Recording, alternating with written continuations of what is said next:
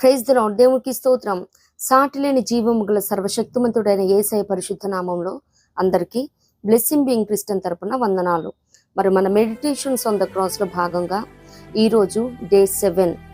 దీనికి కీవర్డ్స్గా ఈరోజు మత్తయి సువార్త 26వ అధ్యాయము 26వ వచనం నుండి 30వ వచనం వరకు చూసినట్లయితే ది లాస్ట్ సప్పర్ క్రమాన్ని మనం అక్కడ చూడగలుగుతాము. ఒకసారి చూద్దాం. వారు భోజనము చేయుచుండగా యేసు ఒక రొట్టె పట్టుకొని దానిని ఆశీర్వదించి విరిచి తన శిష్యులకిచ్చి, మీరు తీసుకొని తినుడి, ఇది నా శరీరం అని చెప్పాను. మరియు ఆయన గిన్నె పట్టుకొని కృతజ్ఞతాస్తుతులు చెల్లించి వారికిచ్చి, దీనిలోనిది మీరందరూ త్రాగుడి, ఇది నా రక్తము, అనగా పాప క్షమాపణ నిమిత్తము అనేకుల కొరకు చిందింపబడుచున్న నిబంధన రక్తము.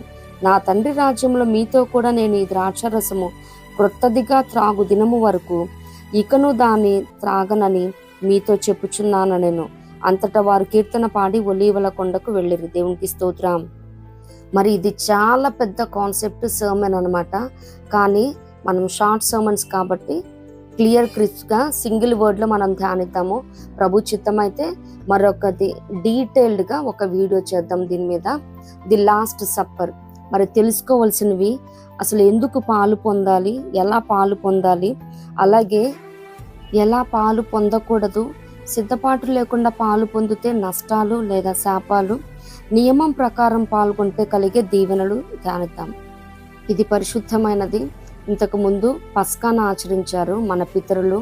మరి ఆదిమ సంఘం కూడా రాత్రికాల వేళ ఆచరించారు.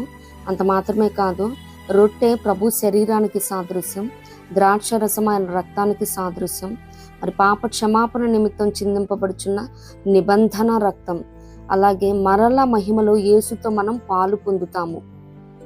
ఆదిమ సంఘం అయితే ఈ క్రమాన్ని ఎడతెగక చేసినట్లు చూస్తున్నాం. ఇంటింట రొట్టె విరిచినట్టు కూడా మనం చూస్తూ ఉంటాం. అలాగే ఇది యూనిటీని కూడా ప్రమోట్ చేస్తూ ఉన్నది. 1 కొరింథీ 10:17 ఉంటుంది కదా, రొట్టె ఒక్కటే అనేకులమైన మనము ఒక్క శరీరమై ఉన్నామని. అలాగే అందరూ ఆత్మ సంబంధమైన ఒకే ఆహారమును భుజించిరి, అందరూ ఆత్మ సంబంధమైన ఒకే పానీయమును పానం చేశారు అని కూడా లేఖనాలు ఉన్నాయి. అంత మాత్రమే కాదు, పునరుద్ధానం తర్వాత ఎమ్మాయి మార్గంలో వెళ్తున్న 2 మనుషులకి యేసయ్య రొట్టె విరిచి ఇవ్వటం కూడా మనం చూస్తూ ఉంటాం అన్నమాట.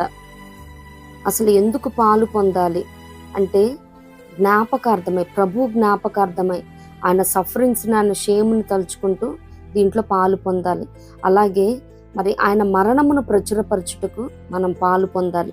అంత మాత్రమే కాదు, ఎలా పాలు పొందాలి, మరి తను తాను పరీక్షించుకొని పాలు పొందాలి. అలాగే ఎవరికి వారు విమర్శ చేసుకొని పాలు పొందాలి. అంత మాత్రమే కాదు, కానీ ఎలా పాలు పొందకూడదు, అయోగ్యముగా 1 కొరింథీ 11:24 ఉంటుంది కదా. అలాగే వివేచింపక 1 కొరింథీ 11:28 ఉంటుంది.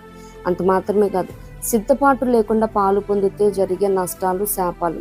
1 కొరింథీ 11:27 ప్రభు యొక్క శరీరమును గూర్చి రక్తమును గూర్చి అపరాధి అవుతారు. 2వదిగా శిక్షా విధి తెచ్చుకుంటారు. 3వదిగా అనేకులు బలహీనులను రోగులనై ఉన్నారు, చాలా మంది నిద్రించుచున్నారు, అంటే చనిపోతున్నారని. మరి నియమం ప్రకారం పాల్గొంటే దొరికే దీవెనలు. మరి యోహాను సువార్త 6:53 నుంచి 58 వరకు జీవం కలుగుతుందని ఉంది. అలాగే 6:54 యోహాను సువార్త నిత్య జీవం గలవారం అవుతాము. అలాగే 6:56 మన యందు దేవుని యందు మనము నిలిచి ఉంటామంట. అలాగే 6:57 దేవుని మూలంగా జీవిస్తామని. అలాగే 6:58 ఎల్లప్పుడూ జీవిస్తామని. మరి లూకాసు సువార్త 24:31 ఉంటుంది, కన్నులు తెరవబడతాయి అంట. మరి పోస్ట్ రిజరక్షన్, పునరుద్ధానం తర్వాత ఎమ్మాయి మార్గంలో ఆ 2కి ఇచ్చినప్పుడు రొట్టె విరిచి ఇస్తారు, అక్కడ వారి కన్నులు తెరవబడతాయి. ఈ శ్రమల దినాలలో ఆచారంగా, ఆనవాయితీగా, అలవాటుగా కాకుండా మరి ప్రభు రక్తంలో శరీరంలో పాలు పొందేటప్పుడు నిశ్చయముగా మరి ఏవేవైతే మరి ధ్యానించామో ఆ పాయింట్స్ని మనసులో పెట్టుకొని వివేచించి యోగ్యంగా పాలు పొందుతాము. ఇట్టి కృప ప్రభు మనందరికి అనుగ్రహించునుగాక. ప్రభు కృప మనందరికి తోడై ఉండునుగాక. ఆమేన్.